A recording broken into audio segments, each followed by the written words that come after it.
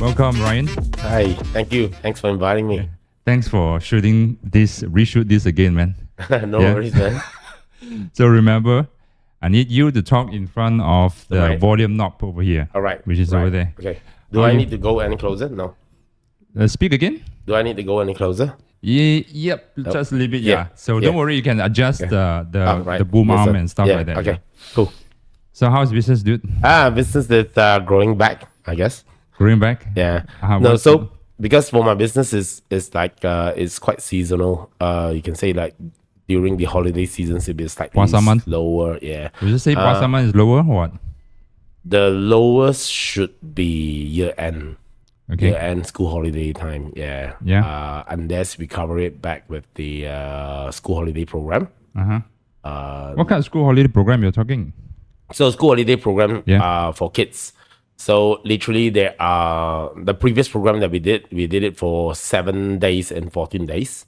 If let's say for 7 days you pay a certain amount, which was discounted about 20% off from the actual class amount.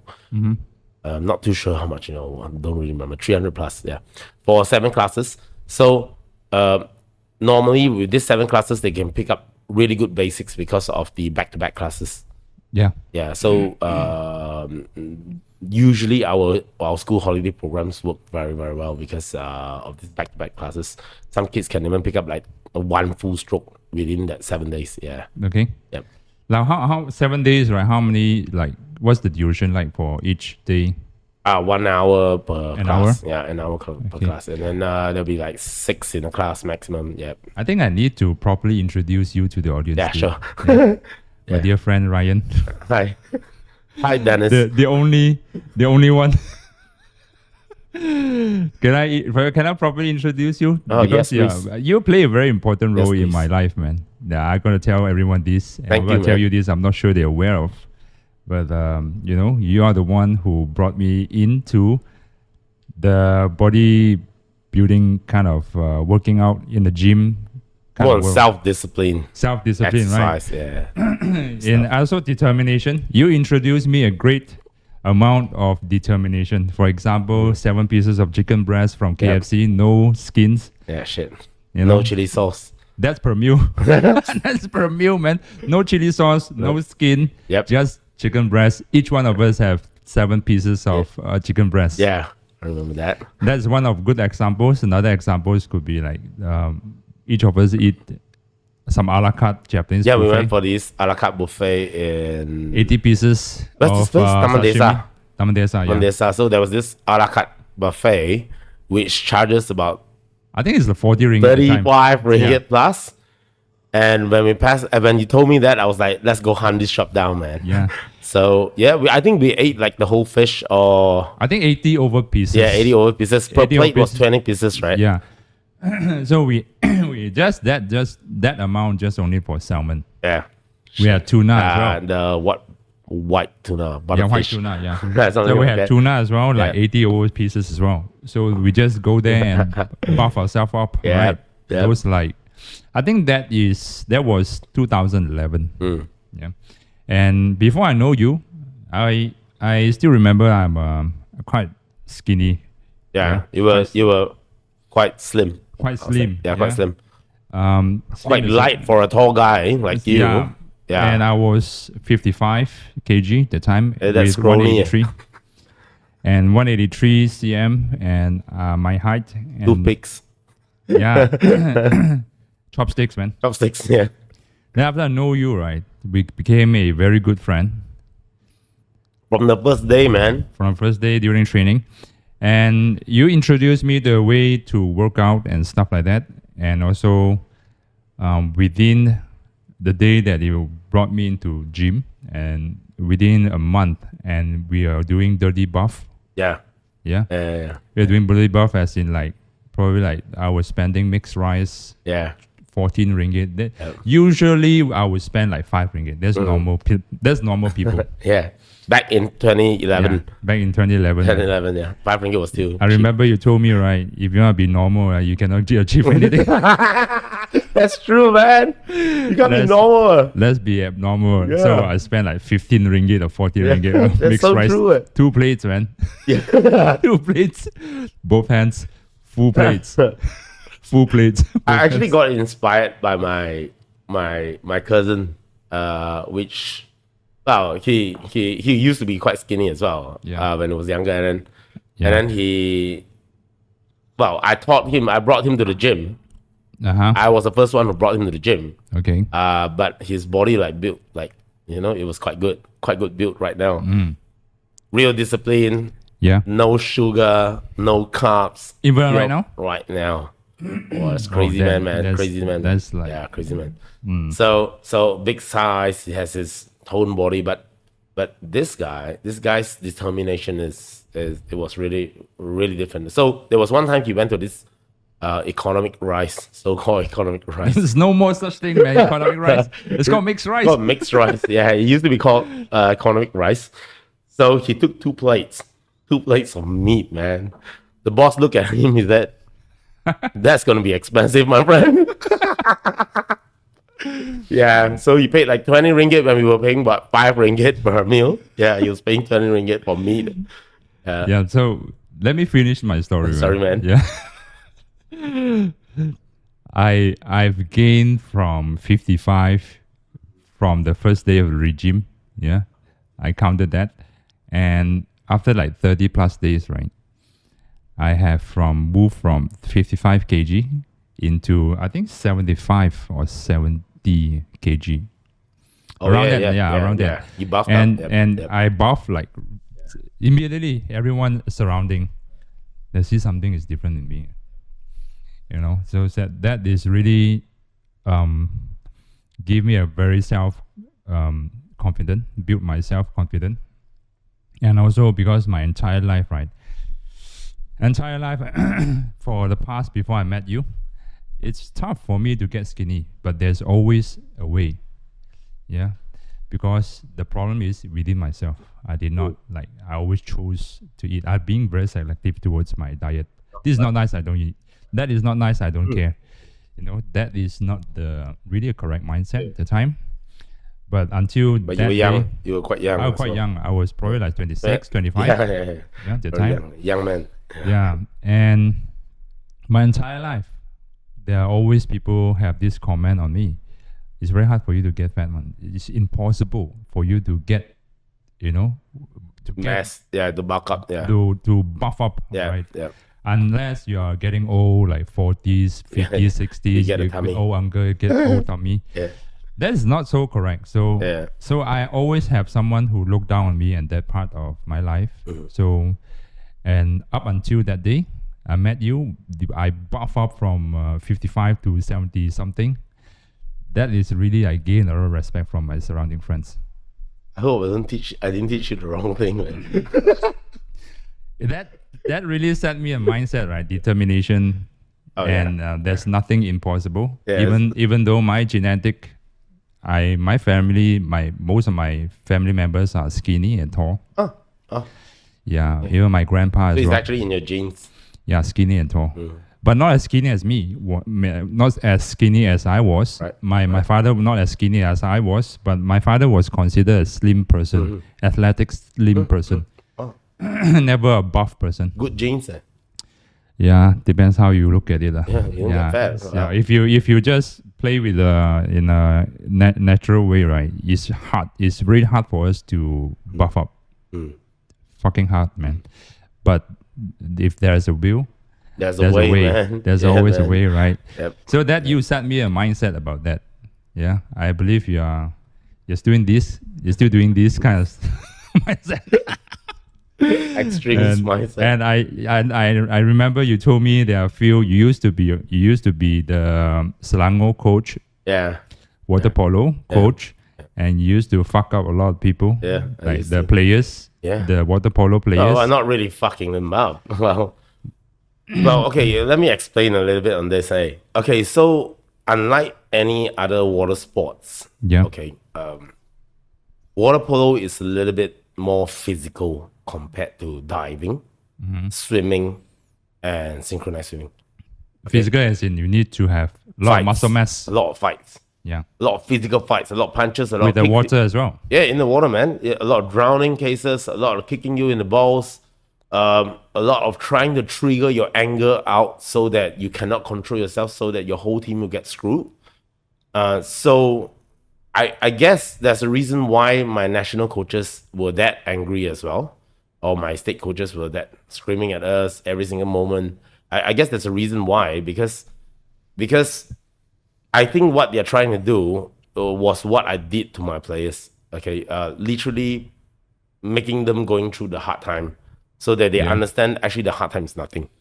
So when you're in a match, when someone tries to trigger you, instead of triggering you to get angry, you triggered the whole team to stick together. That would be more important. Yeah. Yeah. And I remember the stories that you brought the whole team went to the mama store before the game day. Yeah. 11 On the roti game cannas. day itself. 11 roti cannas. No, the best part is the day before that, we went to this stall. We had some char kway teow. And Each of players, how many everyone char char kway kway teow? teow. Everyone char kway teow, man. How many char kway teow is that? Each. 13 per team. We got 2 teams with the girls team, so we got 26 plates of char kway teow. Now, to be served in an hour, how the hell is he going to do that? I don't know. But well, we did get served, and we did lao sai or chiri birit for the whole next day, you see. Why is it so? I don't know, man. Maybe the cockers, maybe something was wrong, man. Yeah. Something was off. Now, the whole team was actually having diarrhea. Now, but the best part is the next match we played, we won. So my brother was the head coach that time. I was the assistant coach, and then he just said that you're just too full of shit, man.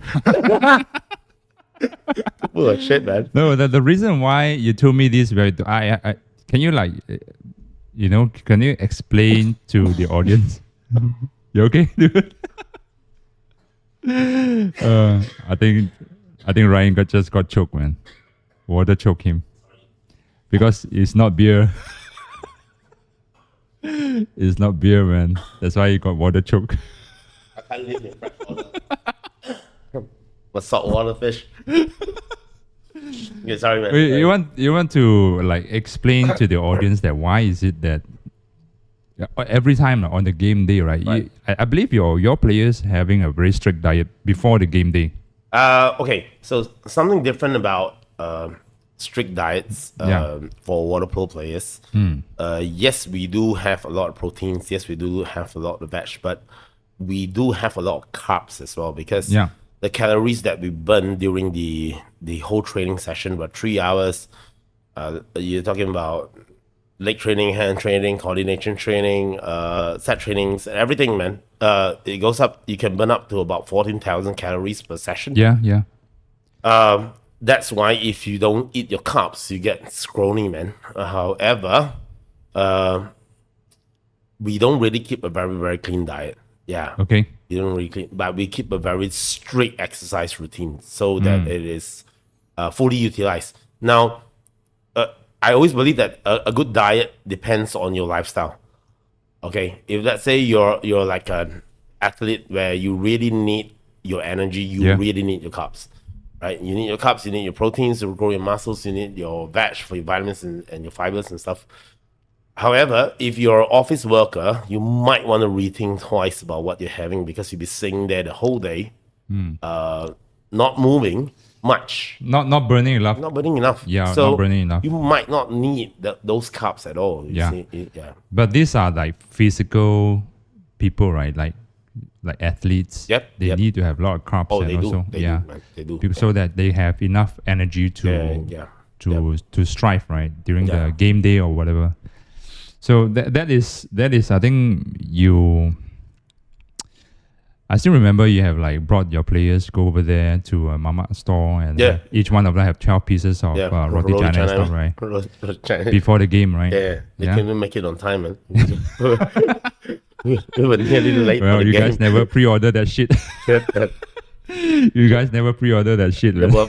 were 5 guys that were supposed to serve us, and then one guy standing at a center at a counter. I mean, at the roti china counter, trying to make the roti. Right. So after taking the orders, 5 of them were behind the roti china. They were all flipping the roti chinas, man, for us, man. But yeah. We just needed to be full, you know what I mean? Yeah. It was an experience. No, this kind of stories only come from your mouth, man.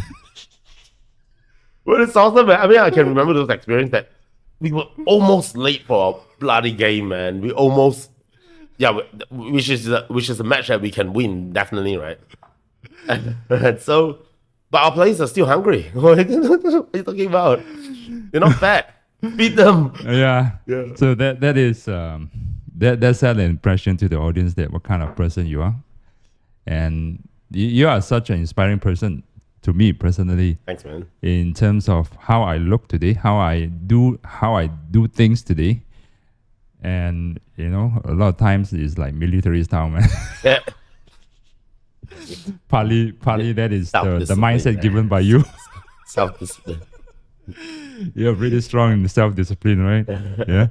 Yeah. So extreme that I remember that you you're having lunch with me. You brought back plates of vegetables and meats, and then we soak it in the Chinese tea. Yeah, you're filtering with the Chinese tea,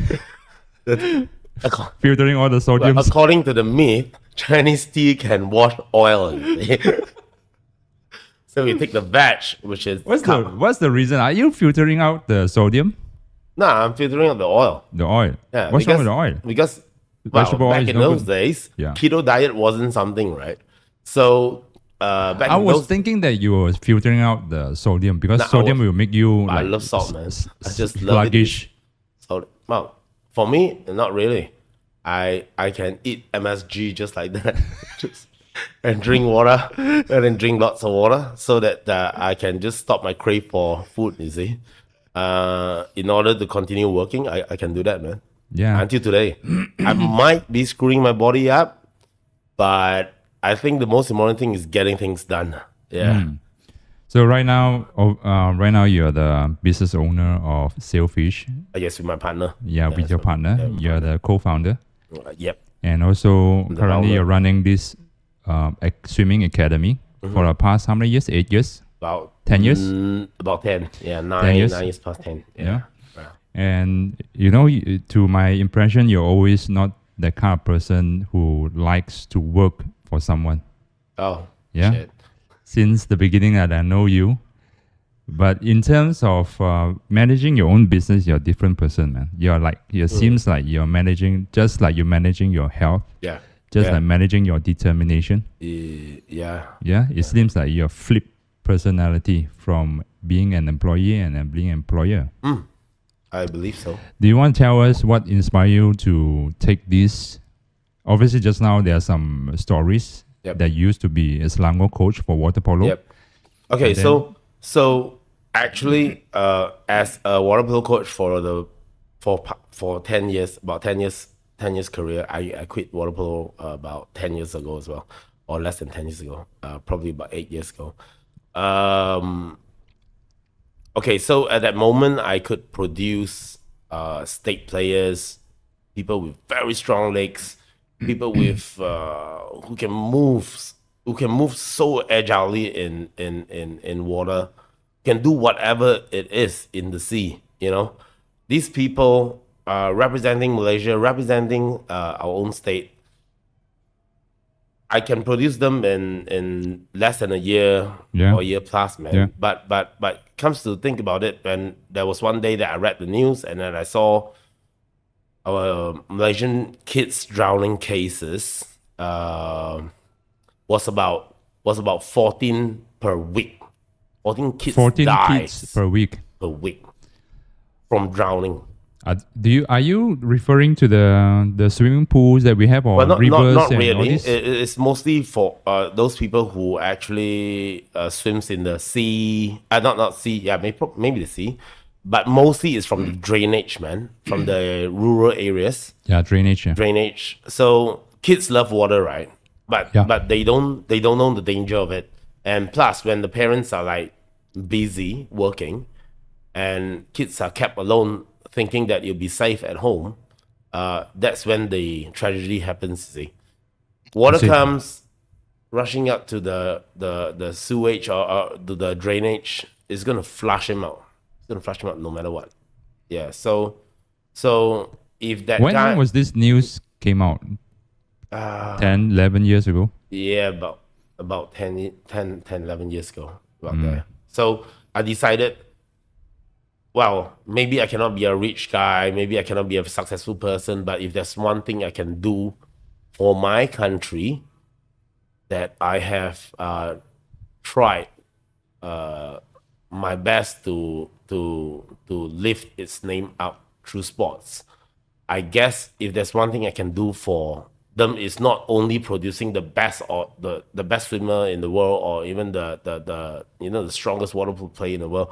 That shouldn't be the main motivation. However, what I understood was the main motivation was actually to reduce drowning cases in Malaysia. Just a very, very simple task. Easy to do, but it's the hardest thing to do as well. Yeah, it is. So you're talking about people who cannot afford proper swimming classes, areas where they don't have swimming pools. How are you going to save them? Are you going to teach them in the drain? No way, man. So, well, facilities, we can't really do anything much about it. However, what we can do is, like, for instance, now in Sailfish, we actually have this program called the Super GMAT program, where it's only 90 ringgit per month. 90 ringgit per month, that is actually to help the B40 people who really cannot, because maybe about 70% of these kids who drown is actually from that sector. I see. Yeah, I see. It's pretty sad, actually. It's pretty sad. So that makes you put a move and to start this business off, right? Yep. That's very good, man. I mean, as an entrepreneur, you're not just chasing money. You always chase the idea that what can it benefit to the public first. Then only you talk about, let the money chase you. No, I always believe this thing, right? If the first thing is about being able to grow yourself to become a better person. Now, if you only think about yourself, you'll be limited with your thoughts and your understanding in life, you see. However, if you start thinking about others, making other people's life better, from that point onwards, you can succeed more in what you want to do.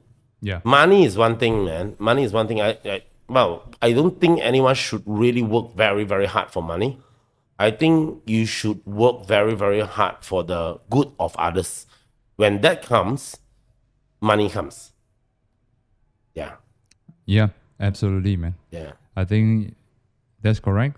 And how many swimming pools are you guys operating? Currently, we have about 6 pools. We have it in Puchong, Bukit Kemuning, 2 in Tropicana, 1 indoor, 1 outdoor. Yeah. We have it in Bukit Jalil. We have it Bukit Jalil? Yep. Tropicana PJ. I see. Yep. And and what's your next big plan for expansion? Next big plan, we have a few plans in mind.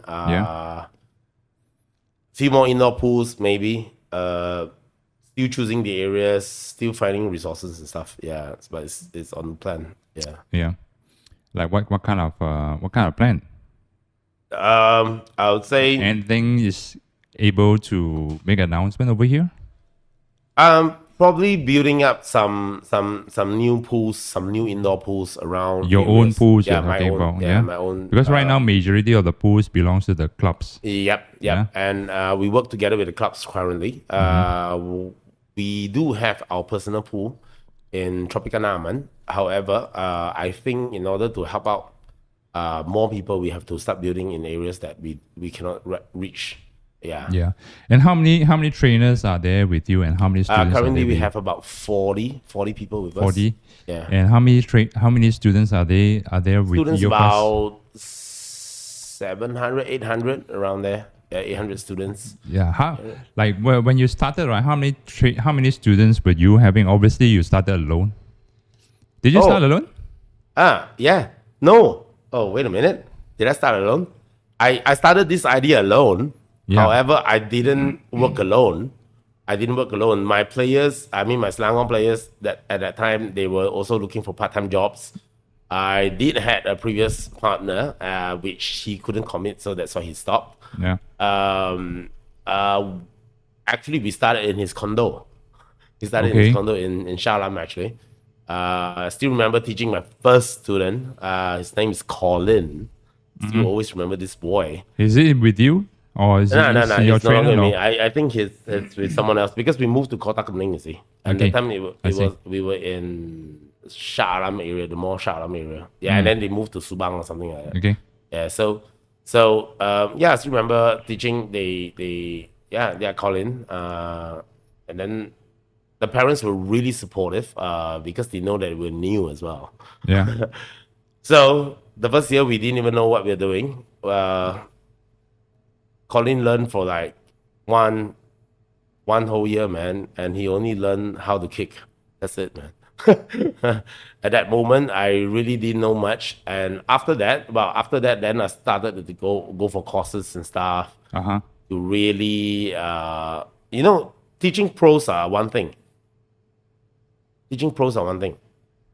But the hardest to teach, right, is not teaching a karate master to learn Muay Thai. The hardest to teach is to teach someone that is empty Yeah. to learn basics.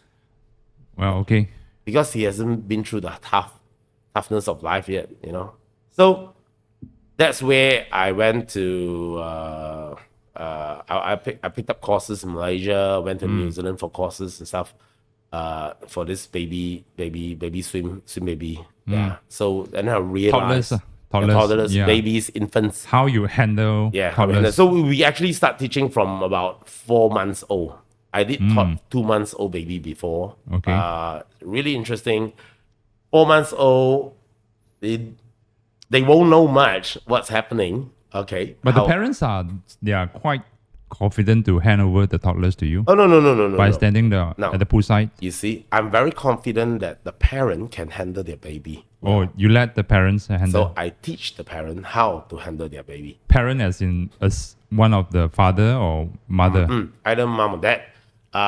Join the pool.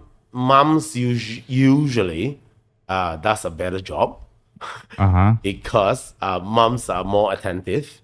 However, there are a few dads that we know that are very interesting, you see. They can create even their own programs to help the babies to actually improve faster than the normal things. So I would say as long as the parent is actually putting in effort to teach the baby, and when the teacher knows what the hell is happening, Yeah. the baby can grow very fast. Very, very fast. Yeah. When's the first time you taught toddlers? Is that your business year or year 1, year 2? Within the year 1? Year 4. Year 4. Yeah, year 4. So before that, you were doing we what? did Teenagers, kids. Starting from 5 years old. We don't even accept 4 years old. That time we don't know how to handle. Then we were teaching adults. Some adults could learn in 4 strokes in 4 weeks. Yeah. That's crazy, man. So there are people like that. There are talents everywhere. Actually, the fact is there are talents everywhere. Yeah. Talents everywhere. And there are places where, everyone thought that they can't swim. But some people learn swimming a lot faster compared to the others. Yeah, But if you're not given a chance, you're never willing to try, right? You will never be there. That's it. End of story. Agree. Agree, man. So that is how you started to have more focusing on toddlers. Yeah, on toddlers, on infants. Because it all starts from there. If you understand the whole life cycle from infant all the way to kids, to teenagers, to adults, how they think when they face fear, actually in swimming is very, very interesting. Because especially the first few times, if let's say they're scared of water, right? You can actually see their true character when you start teaching them. Yeah. So then you realize that there are a lot of things to understand. For babies, instructions are useless. We use reflexes to teach them. Yeah. Kids. What sort? Reflexes, you use reflexes like diving reflex. You use your parachute reflex, to teach them. Diving reflex is literally when the water touches the face, the baby will hold their breath naturally, and then they will be quite calm. So in other words, if let's say you are having like a very hyped up conversation, okay, someone's getting angry, you are getting angry, you cannot control your emotions. Yeah. It's very good to go and wash your face with cold water. Okay, it helps you to reduce your heart palpitation rate and everything. Yeah, it calms you down. That's what you call the diving reflex.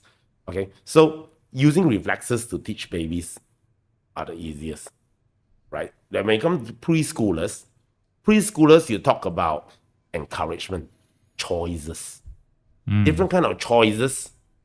Like for instance, if let's say a kid tells you that, hey, I don't want to try another time. I don't want to try. The previously you did like maybe a 3-count submersion. Okay, kids going down for the first few times. 3-count submersion. I don't want to try another time. I don't want to do it. Yeah, scared. Having some phobia. Yeah, maybe because he doesn't know how to control his emotions towards something that is new in life. So it is our job as a teacher. It is our job to make sure that they understand it's actually just choices. Okay, so for us, what we do is we will always suggest to the kid, okay, you have a choice. You want to do 3 counts or you want to do 2 counts. Okay, but their choice is never about not doing. Okay, you see what I mean? Yeah. So if you want to condition the kid, you have to. You want to condition the kid to put the head in the water. You have to make sure the kid is in the water. It's impossible to teach someone that you're not practicing that thing, and then you can get better in that thing. It's impossible. I see. Yeah. Okay, that's good, man. I mean, I think you know your shit. Yeah. I have to. I think you know your shit. Yeah. Based on you always, when we come out, right, you always talk about what you're doing. So I still remember at first you were telling me you're so interested to teach toddlers. That time you were probably like a few years ago, 5-6 years ago, about that. So you came to my condo last time. You always came to my condo and talk about all this business. I love conversation with you. Yeah, thanks. I think I'm sure you also love the conversation with me as well, man.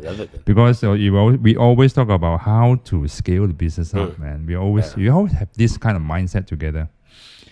And throughout the process, also you occasionally mention about your toddlers workshop, your toddler swimming classes and stuff like that. So I think you know your things. You invest a lot of money in that as well in terms of learning yourself. A lot of time. You design your own syllabus with your trainers, all this. And what about adults? Do you teach adults? Yeah, we do. And you can see there are adults that are very scared of water.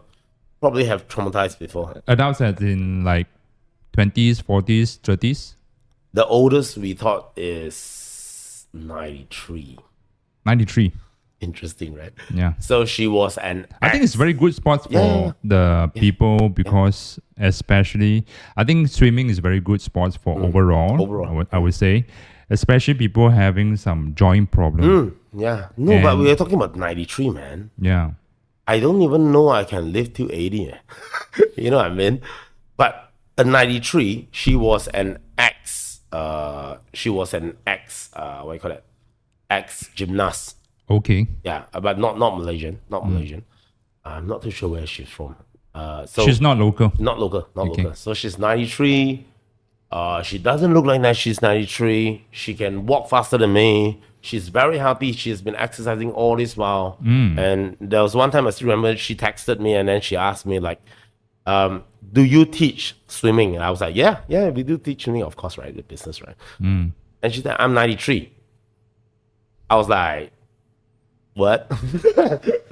What? Well, so, what's her goal? A goal because and also what's the goal for the adults to learn swimming? To learn swimming. Okay, so for instance, I think everyone needs to learn swimming. You like it or not, you need to have basic swimming skills. Why do you say so?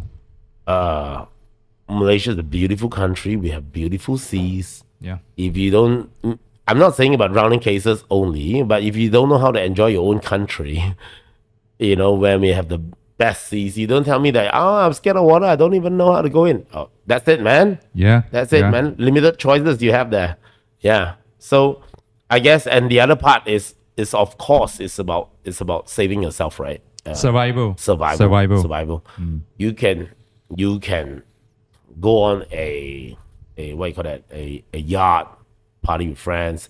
Maybe you decided to bring your wife to a cruise, enjoying the night, going to a hotel with good swimming pool, a nice beautiful swimming pool, going some theme parks. Now all these places have their risk of death. Yeah. Agree. It's just because it looks fun does not mean it's not dangerous, you see. Yeah. And drowning cases always happens to people who think that they can, but they can't.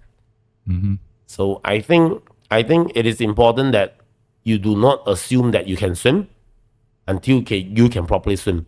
Now, if you can properly swim, you might have a chance to survive. Might. That's it. But if you don't know how to swim and you think that you can swim, you won't even stand a chance. Not even one. I see. Yeah, it's, so those are your adult students. Yeah, that's their goal. Yep. I think for some of them, they just want to exercise as well. The lady, the old lady, that the auntie that actually came to us, that was awesome, man. So her main goal is, because she said, I still remember, she told me that she has tried almost all sports, even skiing, but not swimming. So she said that she wants to finish it, just learn one stroke, and that's about it. Yeah, she did, man. I was so proud, and I was the one who taught her. Personally. You're the one who teach. Yeah, that time we had like probably about 15 teachers, but I decided to teach her myself. Yeah, because it was I think she needed the special attention. Yeah, extra attention. Yeah, that's good, man. Because my father always brainwash us when I was a kid. Always tell us that swimming is the best sport. My father, he is like fanatic of swimming. Yeah. Nice. Whatever strokes, right? I don't really understand. As long as you're moving, man. Because he always emphasized this is good for your lung. Breathing exercise. That's breathing exercise. It's good for your muscles, because when you swim, when you submerge, move the whole body. When you submerge into the pool, you move every muscle in your body. You have to use every muscle. Yeah, right? Every muscle. Yeah. And it's also good for your back and also good for your joint as well, because it's kind of like stress-free kind of exercise for your whole body. Yep. So that's why there's no impact. Actually, not much of impact. I would say, unlike like jogging, bodybuilding, you're stressing certain parts, to the joints as well. I mean, there are people who jog all the way to they're quite old. However, the impact is scientifically proven. There are impacts. Yeah, I also believe that our body is adaptive. When you use certain joints and certain muscles a lot, right? It tends to be very adaptive. It builds up over the time, the tolerance level and stuff like that. Yep, it does. And also, this is why also like my father keep on brainwash me on this as well. So man, that he until right now he's every day. We need more fathers like that. That's true. You know what I mean? Yeah, man. I reserve my comment. No, I mean, like on that part, yes. I mean, like who teaches things like this, man. I mean, like, it's good. Yeah, on that part, in terms of encouragement of exercise, right? There's no better role model than my father. He's every day 7:00 in the morning. I'm not sure about right now, but the last that I know, I tried to call him like 8:00. He's like not picking up call, right? He returned call like 10:00. Now I was swimming. Swimming, he told me. That's what he brought me to some public swimming pool as well at Bangsa last time. That's his favorite place. Yeah. So that really gave the impression of swimming. Yeah. So let's talk about how your business runs, right? Right. How do you do the recruitment of 800, 600 students? Through Facebook ad, that's one thing. Through word of mouth. I still remember you went for BFM. Yeah. That was For water polo. for water polo, not for this business, right? Not for this business. Yeah. That I still have Water that. polo, I I still was have on that. the star also for water polo. I see. Yeah. And how do you like intake for Facebook marketing? Facebook ads and stuff. Word of mouth is the stronger one actually. Referrals. Referrals, because of course, I think in any business there will be times where there are customers that are not happy. I'm sure we can't really. You can't stop that. You just can't stop that, because everyone has their personal thoughts, personal choices. However, I think we did produce more good qualities, so that the word spreads actually quite wide, and especially in Kota Kemuning area, that's where we started first. Is actually quite a, I would say, a very close needed area. Yeah. Okay, everyone knows everyone. Everyone knows what. Kota Kemuning. Yeah, Kota Kemuning. Yeah. Especially the Facebook group. Yeah. If you park your car like out of the line, man. Someone just posts into yeah, the man. group. You be posted, man. Yeah. I see. So they are talking that Kota Kemuning is a very interactive community within themselves. Yeah. And so your digital marketing, you intake your business, your students from Facebook marketing, obviously, because most of them are parents, right? Yep. Parents. And of course, it's also on Insta and stuff. Instagram as well. And how about your recruitment of your trainers? How does it work? So recruitment of trainers, we usually recruit trainers who either have very good experience in swimming or very good attitude in teaching. You see, being the greatest swimmer doesn't make you the best coach. Yeah, agreement. It doesn't. Agreement. You have to know how to teach, and you must understand how people can accept your teaching, and that is a totally different ballgame, man. Yeah. Yeah. So knowing how to swim and knowing how to teach is totally different. Knowing how to teach, however, has a better people who knows how to teach properly can produce better students compared to people who only knows how to swim. Yeah. This way. Yeah. Then what's the process like for you to recruit like 40 over trainers? Are they your ex-students as well? Yep. They learn some from, of them started from you? Ex-students.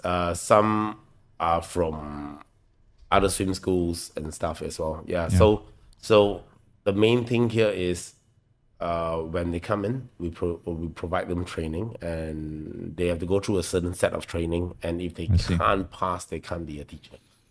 I see. So there are certain things, certain moments you have to do certain things. Okay. You have to go through the test and examination, right? Is there any government body to govern this kind of, like for example, at Barista, there's this international group association called Specialty Coffee Association. Oh, yes. Actually, there's a governing body. We are actually under KBS. So what is KBS? It's called, Kementerian something Sukan. KBS. Yeah. All right, cool, man. Badan Sukan or something. But it's Ministry of Sports. Partly Ministry of Sports. Yeah. So that's why we do produce competitive swimmers as well. And then we are registered under this PRAS, which is Persatuan Remaja Amatur Selangor. We are one of their affiliates. And so that's what we are actually. Okay. Yeah. And we are also under SSI. SSI is actually it's sort of like a standard for certain kids. You have Oswim, you have SSI, you have PADI. Those are like the international certification. International certification, right? So what about in your field industry, right? Are there a lot of competitors? Oh yes, there are. Well, I don't really call them competitors. I call them actually people who work in the same field. I guess everyone has their own strength. If you only want to compete just to win, then you're an idiot. That's all I can say, man. However, if I want to compete, I would want to compete myself to become the best personally, the best in service, the best will provide the best swimming classes, that I can produce the best teachers. Yeah. I think that's more important rather than, who has more Compete students. yourself, revenue. Yeah. Of course, other swim schools got many, many more things for you to learn. Okay. I believe that happens in all businesses as well, right? However, learning is one thing. Putting it in action is another thing. Yeah. Things that you understand might not be what you're doing. Yeah. Yeah. And also in this line of field, right? Are there any swim schools like they're corporate, like corporatized? They're subsidiary Not in Malaysia so far. They're However, subsidiary of some other corporates, or they are subsidiary of IPO public listed companies. But I think there are swim schools that are local. Well, they are corporates overseas. Yeah. And then they came over to build Malaysia. Yeah, in Malaysia. So it's a franchise or something like that. Yeah, probably. I'm not too sure. Maybe branch. So do you plan to have like all these kind of IPO public listing in near future? Oh, yes. Is that part of your pipeline? Definitely. Yeah? And I know a few companies that are also aiming for that right now. Other companies, swim schools, yeah. Yeah. But I guess that's nature of business, right? Yeah. If your business you want to grow higher, for instance, we just switched from LP to Sirim Berhad last year.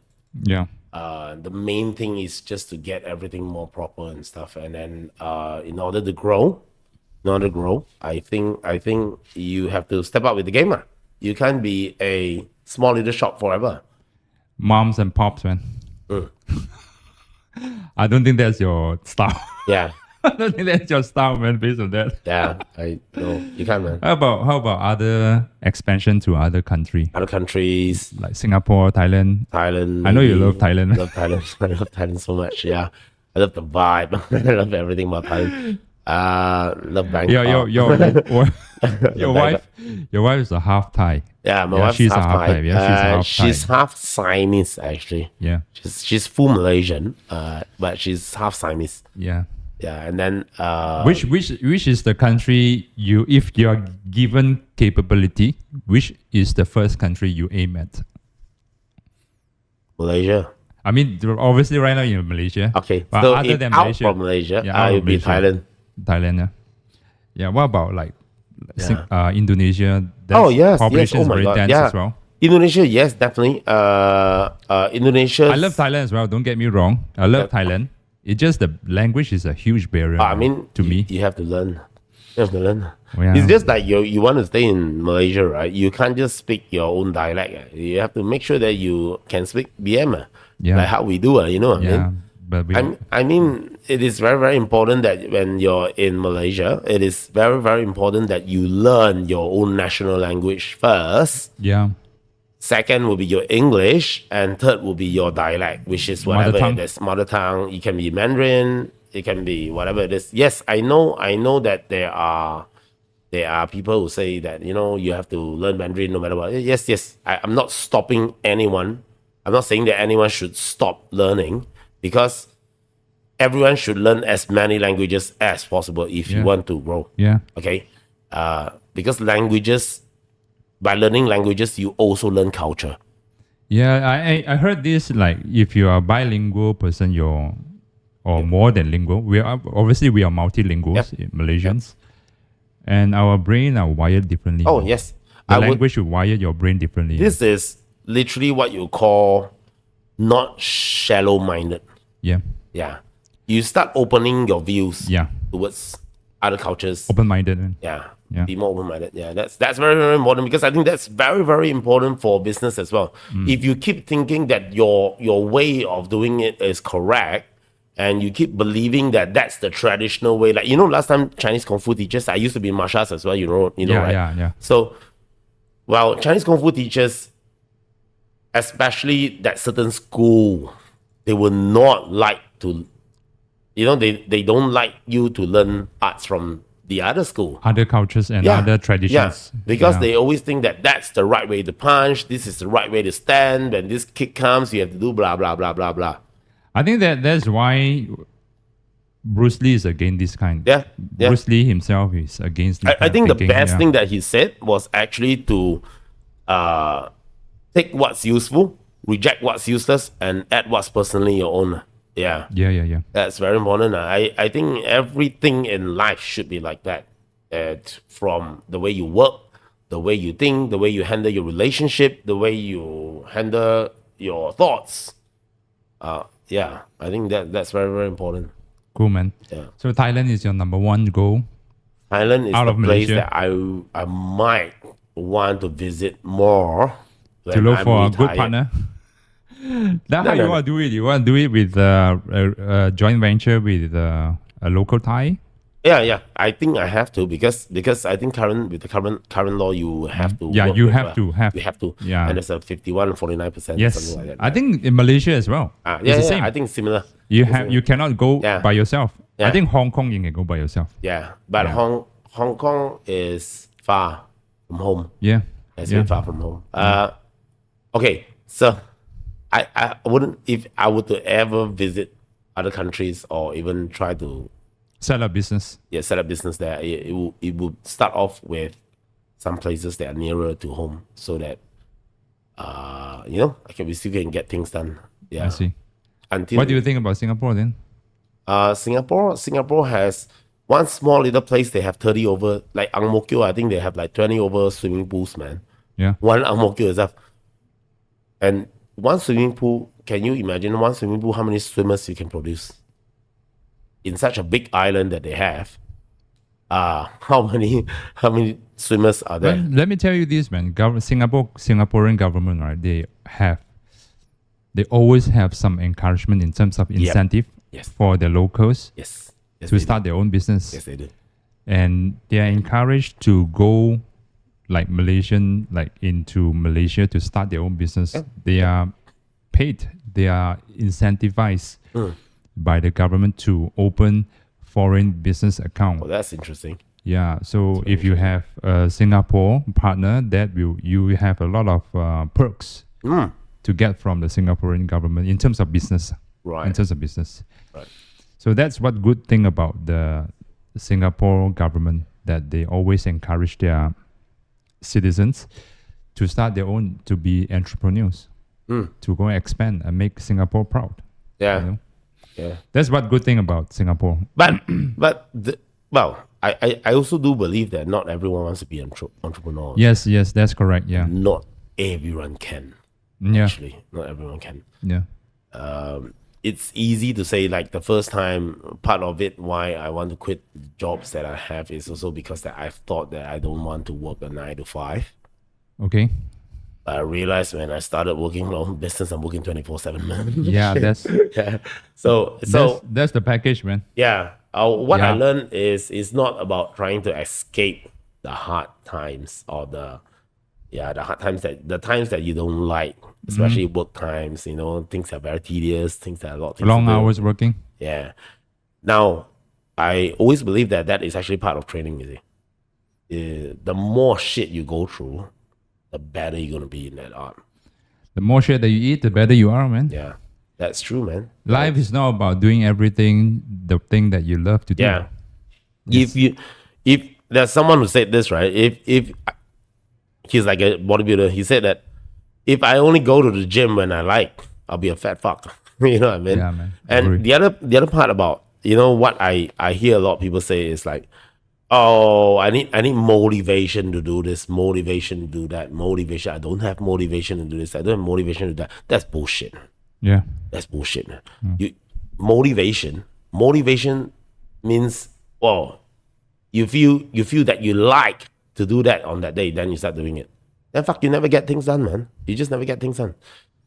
It is about doing it even when you don't like it, building it every fucking day, putting in the punches, putting in the mileage, putting in the distance, man, putting it step by step, and it's impossible for you to just skip that, man. It's just impossible. You want to be good, you have to go through shit. That's it. Yeah. Yeah. Agree, man. That's what we call determination. Yeah. Yeah. Yeah. So yeah, and I think a lot of people do not understand this kind of stuff until they are matured enough. Matured doesn't come in age. Yep. Oh yes. Oh, yes. Matured, I'm That's referring mentality. Mentality. There are some people, they are so Very senior. young. Yeah, there are some people very senior, like 60s and 70s, still not behave mature. like a kid, man. Yep. Still like a victim Yep. mentality. There are some people like so early, like 15, Yeah, 16. so mature, man. They're so mature, they know what they want, they know. I think part of it is also how you got brought up in your life. Upbringing, right? Upbringing. Yeah, upbringing. Why now? Well, you heard this before, right? Like tough times make strong men. Strong men, yeah. Strong men make good times. Good times. Good times make soft. Weak men. Soft men, yeah. Yeah, and weak soft men makes hard times. Make hard times, right? Yeah. So well, love from parents, I've seen many. I've also taught many parents to never spoil your kids. Never ever spoil your kids, because now giving them opportunities and spoiling them are different. Okay, giving them opportunities, it can be giving them chance to earn what they need in order to move forward, rather than just giving it. Like what people always say, right? Don't give them the fish, teach them how to fish. That's right. Yeah, I think that's very important, man. But there's a fine line between love and upbringing. I think messed up and spoiled. It's hard, my friend. It's hard. We don't have. Yeah, maybe we do, but it is not publicly taught about how to become a good parent. Okay, how to, there are courses for when your baby is out. There are courses for parents on how do you take care of how to handle the kids, about emotions, kids psychology and stuff. There are plenty of this overseas. However, in Malaysia, I think we are really lacking of that. Yeah. Okay. Probably because we don't have enough professionals, or probably because our professionals are not professional enough. I'm not too sure. I'm really not too sure about this, but we don't have. That's what I'm very, very sure of. Yeah, we don't have enough. Yeah. So I guess that is part of, if let's say we want to change Malaysia for the next generation to live a better life. The next generation, the kids right now, right? They're going to grow up in maybe 20 years. It's not too far, man. It's really not too far. This 20 years is not too far. It's just a blink of an eye. So if you want to change, it has to start from now. The parents got to start changing the thoughts, the way you think personally, because how you act is how you teach your kid.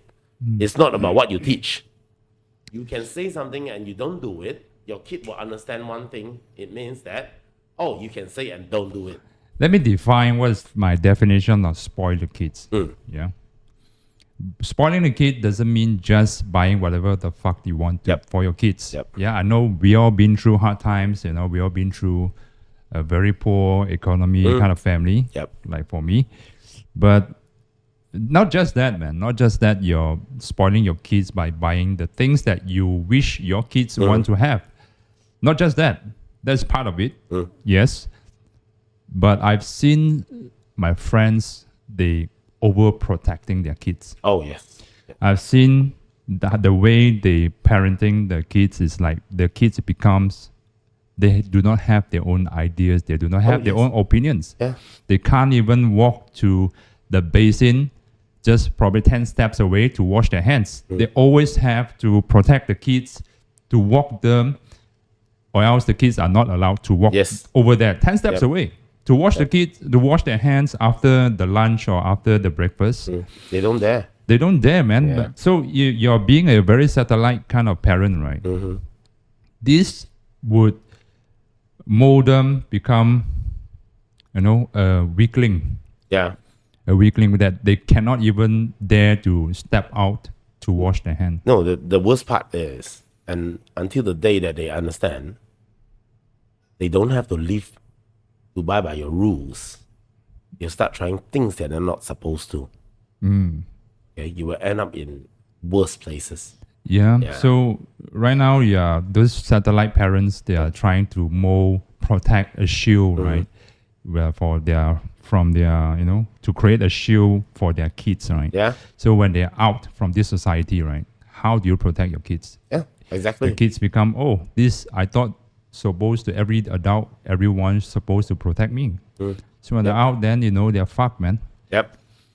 That's how they become, oh, this is a lie. I was living in a lie that was created by my parents, right?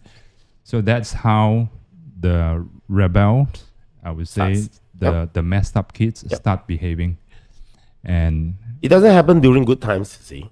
It happens only during when this kid doesn't want to listen to you anymore.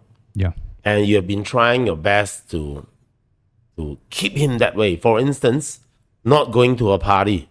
Okay, not going to a party where you have alcohol. Not allowing him. Yeah, alcohol and drugs. That's it. That's just for instance, right? Now, you keep stopping him. What will happen? You keep protecting him from this shit. What will happen? Start curious about what's the decision you behind. Definitely be curious about it, man. Yeah. Okay, and then in the end, he will use all his effort to make sure that happens. Yeah. However, to look behind, right? Yeah. To look behind. Yes, that's true. What's the decision? So if you were to give him a choice, okay, you tell him that, I set this house rules because I think it is good for us. Yeah. Okay. It's going to be good for us, not drinking so much, not touching drugs at all, not going to parties like this because 80% you'll be bad influence. Yeah. Okay. However, you have a choice to choose. You choose whether you want to go, whether you should live by the house rule or you shouldn't. Yeah. When you give the kid a choice, you are literally respecting him on his choices. You make him think. You make him think rationally. That's how you literally train a kid to be good. Rather than, no, you shouldn't go. You shouldn't go. Cannot. What time already? Why are you not back yet? And every time he comes back, he sees you screaming. Every time he comes back, he sees you screaming because you were trying to protect him all this while. Control and protect. Yes. That's how my upbringing. I have absolute. I guess we were all similar. My upbringing was absolute. Have every freedom to do whatever shit I want.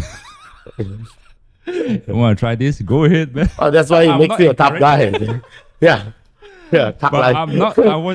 I wasn't encouraged. Yeah. But there's no advice from me. Yeah. It's Shit. freedom of life that I had. But You have to figure it out yourself. You know what I mean? but my father always say, there's always some consequences. Oh, that's good. Be a responsible man. That's good. I mean, you gotta collect your own that's shit. good. That's good. If shit happens, you gotta. I'm not gonna help you. Yeah. Take responsibility on your own actions. I think Yeah, that's important. you have to cover your own ass. Yeah. Well, I guess like- you like it or not, that's good teaching, man. You know, right? Yeah, It's the correct teaching, man. yeah. You try. You do whatever you want, man. I've absolutely none of my aunties, none of my uncles, none of my father or my mother advised me, don't try this, don't try that. None. Never a single fucking word, man.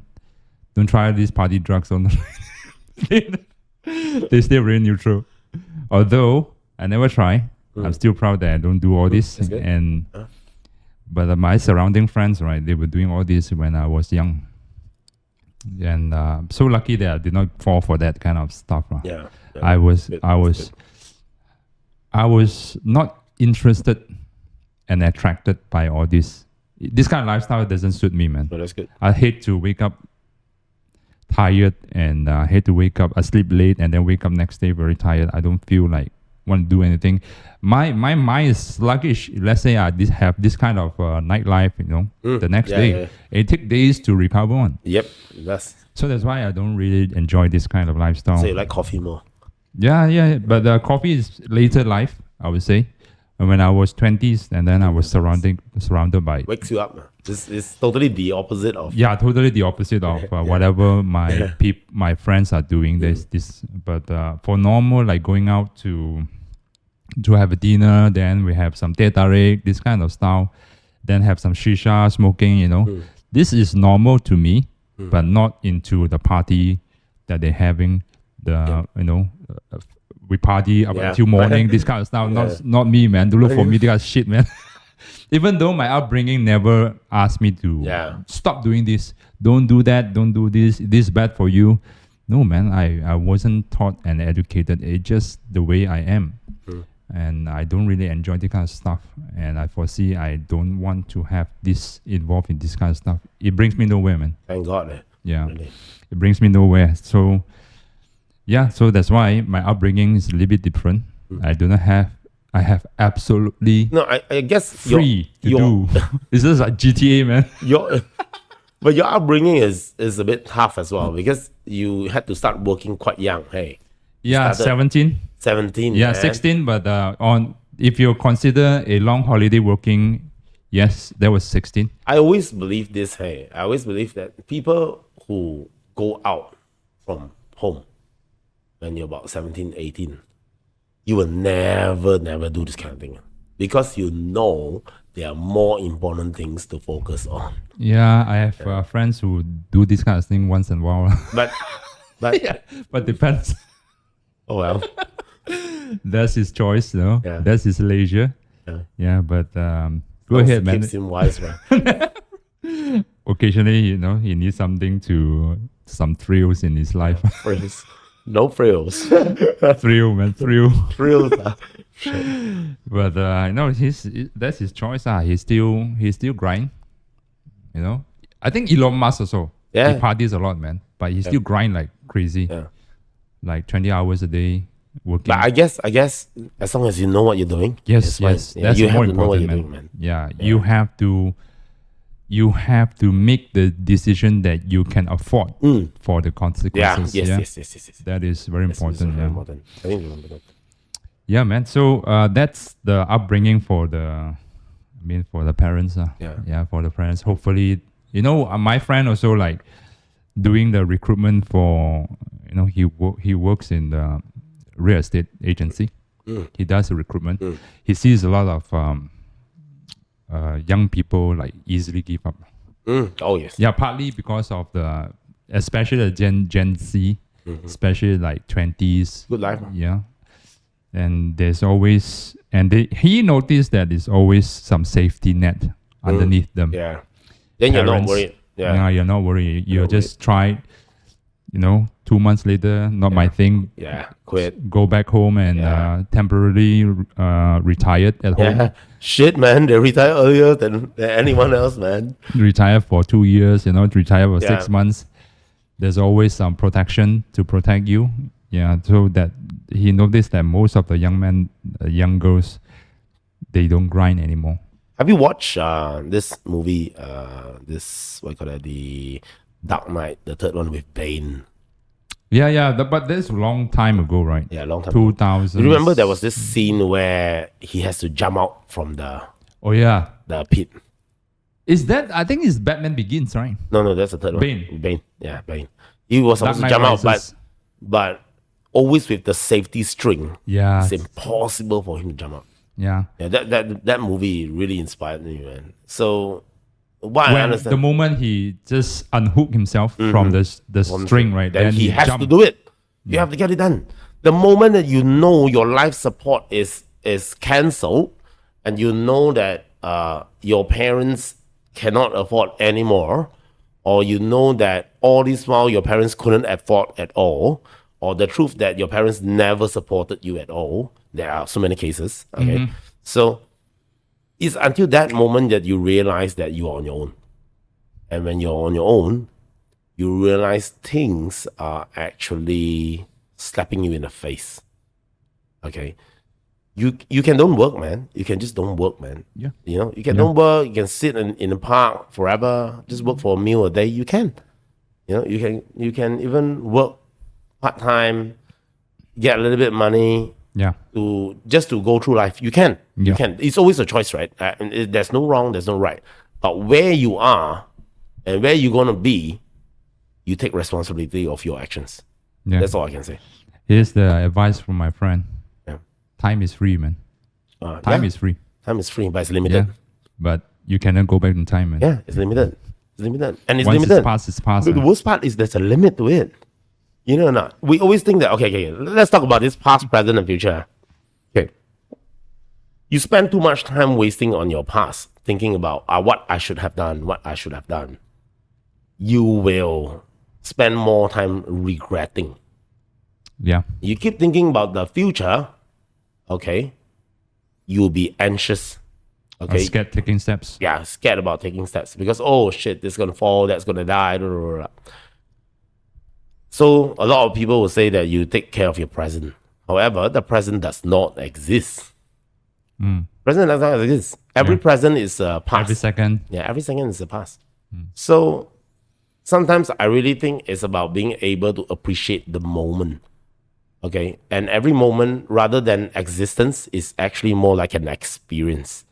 Okay. When you try to exist, you try to personalize those thoughts and emotions at that moment, saying that I like this, I am angry, I feel sad, you know. But what you are feeling sad about is actually a condition that has been in the past. But you personalize that emotion, and that's why you say that I exist. And then your past, present, and future start existing. However, if you just appreciate every moment that comes as an experience, time stops. Time just stops there because you appreciate everything. For instance, right? Let's say you're arguing with your wife. Okay, let's say, right? Okay, my wife's listening to this and I'm dead. So let's say you're arguing with your wife. You can either be an idiot trying to prove your point. Yeah. Okay. And blah, blah, blah, blah, blah. And then in the end, you know she's going to go into this silent, what do you call that? Silent treatment. Okay. She's going to turn one side when she's sleeping with you, you know? And in the end, what do you have to do? You still have to say sorry, man. You still have to say sorry. Why don't you say sorry at the start? Appreciate the moment, man. Appreciate that, you know, your wife will not be with you forever. She will not. Nobody can. Nobody can, man. So if you get thinking about the past or what she said or what you do or what she did, right? You'll be wasting all the chances to appreciate her at that moment. Yeah. Because she might not have the next moment, or you might not. Yeah, agree, man. Yeah. So that's why this Neil deGrasse Tyson, right? You know who's this dude? Yeah, this astronomer. No, it's not a physician. I think. Physician. Damn, you always talk about all these stars and galaxies. I forgot what's the position. But he's a very good explain. He always does very good explanation towards the complicated star system and all this, and I think physics, science, and all this. Right? Yeah, I think I know.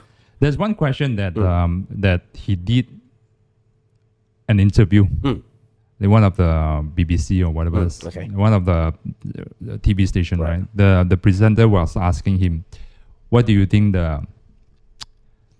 the infinite life? Will there be any in near future we are able to be infinite of life? Like right now, the average time span right now probably like 80s, right? What about you can live into 1,000 if there is a technology can preserve your life, right? You say no, we won't. Why? The moment you know, right, you have long life, that's where you have a short life. That's where you know you're not waking up. Yeah. You can sleep until every day and like you stop doing everything. Yeah, you stop doing shit, man. Yeah, you just stop doing shit, man. Because stop improving. Yeah, stop improving on everything. Yeah. because we are governed by knowing that we will live certain life, certain age, right? For example, 70s and 80s, that's normal. That's where we have to wake up early and wake up and grind and do stuff. Yeah. The moment you know your life is prolonged, 200, 300 years old, you wouldn't work for it, man. There's always tomorrow. There's always tomorrow. Yeah. There's always tomorrow. And you live like a shit. Yeah, that's true. I mean, this interview is really profound in my life. I remember that's interesting. That's very interesting, the way to look at life. Yeah. And that's why our first emperor of China not able to get the internal herb. Yeah. Well, eternal life herb, right? Elixir of longevity. Elixir of eternal life. Yeah, eternal life. Yeah. That's why he can. And he died 31. Really? Died 31, 32. Yeah. Well, he has second generation, right? But he does. Cannot sustain the all three generations dynasty. Died young, died very young. Yeah, because that time they don't have the filter water system, right? No, but his- Kuwait Kuku was exist. no, he died. Drinking dirty water. No, the Chin He got assassinated. assassinated. No, okay, so he was There are so many stories about him got assassinated. not true. Yes, Really? also true. Also true. Now, what really happened was he was always looking for this elixir. Yes. Okay, now whoever that comes back without this elixir Chop head off, is man. dead. So a smart guy will need to come up with something to make sure that he will die first. You know what I poison. mean? Yeah. So you know what? He gave him the so-called liquid gold, which is AKA mercury. Oh, Mercury okay. pills. Okay. The more he ate, the more haywire he went. Slow death. And then he went crazy. Remember the last part? He was slaughtering everyone. He buried everyone. All those knowledge and the books and scholars. He buried them alive. Yeah, yeah. 31? Are you sure 30, he died 31 or 31? 32, He was like kind of impression that died in 50s or because something. he saw the beard from the pictures. Yeah. And also like he fought so many years. Even the Great War China is like 14 years. You must understand, I think he became a king when he was like 7. Oh, okay. Yeah, so he went through many years. But it's just that young. I see. That's very interesting. Yeah. He died so young. Yeah. Sad for him, man. There's also a lot of people saying that because of him, Japan was alive, right? Yeah, that's true. Japanese was born because of this dude over here. Yeah, at the same time, well, of course, they said that he's the one who united China, right? Yeah. And he's the one who created Japan. Yeah, she's the one who created Indirectly, yeah. So, yeah. That story is like he sent 2,000 of men and 2,000 of Japan to and females to look for the elixir of eternal life. Yep. And they know if let's say they go back and found none, their heads are chopped off. Yeah. So they mixed with the locals there and started. Yeah, Okinawan and all these people. Yeah. Then they started Japan. How true is this story? Even Japanese is like have this documentary. They know that? They have the roots of different types of people, different features on their face. Right. Yeah, there are people came from China, like the modern right now, the Japanese how they look. Right. And there are people like Aborigines of Japan. Right. Yep. And they all look different, and big eyes, full of beard, hairy, thick eyebrows and stuff. Oh, okay. Yeah, they have video to explain all these different types of Japanese, right? Modern Japanese, yeah. So literally, that's when the Japanese became Japanese. Yes. Interesting. Even Koreans as well, partly. Right. Oh, that's why the kanji is like, it's like Mandarin. Kanji for Japanese and Hanji for Korean. Oh, yeah. Okay, interesting. Yeah, so China play a very but I mean, influential. Well, last time back in those days, that wasn't called China, right? Yeah. There were like different countries. By the way, there's no word China in Chinese, man. Yeah. That's true. China, the words come from colonial Western culture. Yeah. And Chinese called 中国, right? Yeah. It's middle Earth, man. Middle Earth, yeah. That's what they call it. Shit, it's all Middle Earth, man. Yeah. Wow, shit. Wow, what a profound word from Lord of the Rings. Middle Earth. Yeah, the literally translated in Chinese of China to English is called Middle Earth. Yeah. Yep. Yeah, that's cool, man. We're hitting 1 hour 20 minutes. Oh. Yeah. Oh, time flies. Yeah, cool, man. Anything else to share about business? We can keep it for the next round. Well, cool, man. I can always have you here. Oh, thanks, man. Whenever you have good news to share. Yep. The new venture of your business. Yep. Share about different analogies in life, actually. Yeah. It's cool, man. Good to have you, Ryan, here. Thank you. Thanks for inviting. Thank you. And thanks for coming for the reshoot this time. Yeah. Thanks, man. Hope this one is the last reshoot for this. Let's hope, man. Let's hope this goes on air. Shit, man. Like the audio is like keeping me awake at night now. All right, thanks. Thanks for listening to the Coffee and the Company podcast. My name is Dennis. This is Ryan. So you guys take care. Thank you. Bye.